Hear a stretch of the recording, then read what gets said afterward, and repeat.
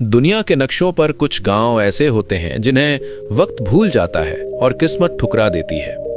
ऊंचे बेरुखे पहाड़ों के बीच बसा पत्थरगढ़ भी एक ऐसा ही गांव था। वहां की जमीन प्यासी थी और वहां के लोगों की आंखें वे पथरा चुकी थीं। वहां सवेरा तो होता था पर उम्मीद की कोई किरण नहीं थी। बच्चे जब पैदा होते तो उन्हें लोरी में सुकून नहीं बल्कि अभावों का शोर मिलता। गांव के बुजुर्ग अपनी हुक्के की राख झाड़ते हुए एक ही बात कहते, बेटा, इस मिट्टी की तकदीर में सिर्फ दरारें लिखी हैं, यहाँ कुछ नहीं बदलेगा। उसी खामोश भीड़ में एक लड़का था, आरव। उसकी उम्र कम थी पर उसके सीने में जल रही आग सदियों पुरानी थी। जब पूरा गांव हार मानकर सो जाता, आरव उस सबसे ऊंची चोटी पर जाकर बैठता जहां से दुनिया बहुत बड़ी और सुनहरी लगती थी। वो आसमान से पूछता, क्या हम सिर्फ प्यासे मरने के लिए पैदा हुए हैं? एक शाम उसने अपने दादा का झुर्रियों भरा हाथ थामकर पूछा, दादा, क्या सच में हमारा गांव शापित है? दादा ने उसकी आंखों में देखा जहां एक बेचैन दीपक जल रहा था। उन्होंने कहा, आरव, शाप मिट्टी में नहीं, इंसान की सोच में होता है। जिस दिन तू मान लेगा कि तू हार गया, उसी दिन ये गांव मर जाएगा। पर याद रख, जहां जिद जागती है वहां पहाड़ों को भी रास्ता छोड़ना पड़ता है। फिर वो काली रात आई जिसने गांव की रीढ़ तोड़ दी। आसमान फटा और ऐसा तूफान आया कि गांव की आखिरी उम्मीद, वो पुरानी पानी की टंकी, मलबे में तब्दील हो गई। सुबह जब सूरज उगा तो गांव में मातम था। लोग अपना बोरिया बिस्तर बांधने लगे। चलो यहां से, ये जमीन अब हमारा खून पी जाएगी, लोग चिल्ला रहे थे। पर उसी भीड़ के बीच आरव खड़ा था। उसकी आंखों में आंसू नहीं, एक भयानक संकल्प था। उसने अपनी लाठी उठाई और बिना किसी से कुछ कहे उस दिशा में चल दिया जहां सूरज उग रहा था। ना कोई नक्शा, ना कोई सहारा, बस दादा के वे शब्द उसकी धड़कन बन चुके थे। 3 दिन 3 रातें आरव उन पहाड़ों के सीने पर रेंग रहा था जहां बाज भी जाने से डरते थे।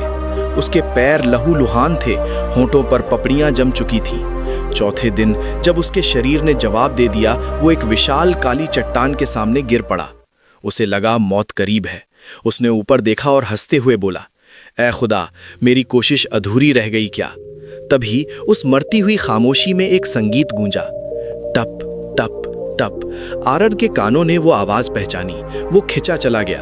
उस चट्टान के पीछे एक दरार थी जहां से शीतल जल की एक महीन धार गिर रही थी। आरव ने उस पानी को नहीं पिया, उसने उसे अपनी आंखों से लगाया। उसने जान लिया कि कुदरत रास्ता तभी दिखाती है जब आप आखिरी सांस तक हार नहीं मानते। आरव गांव लौटा, पर लोग खुश नहीं हुए।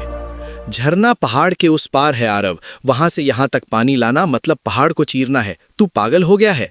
आरव मुस्कुराया और उसने छेनी हथौड़ा उठा लिया।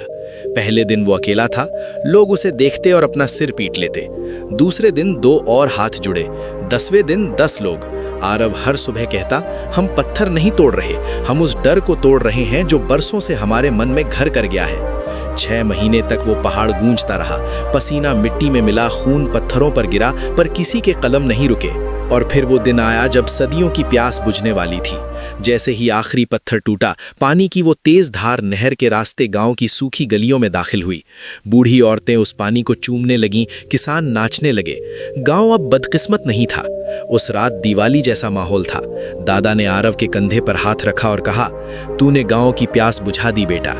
आरव ने दूर उस कटे हुए पहाड़ को देखा और शांत आवाज में कहा, दादा, पहाड़ बाहर नहीं था, असली पहाड़ तो लोगों के यकीन में था। मैंने बस उसे हटा दिया।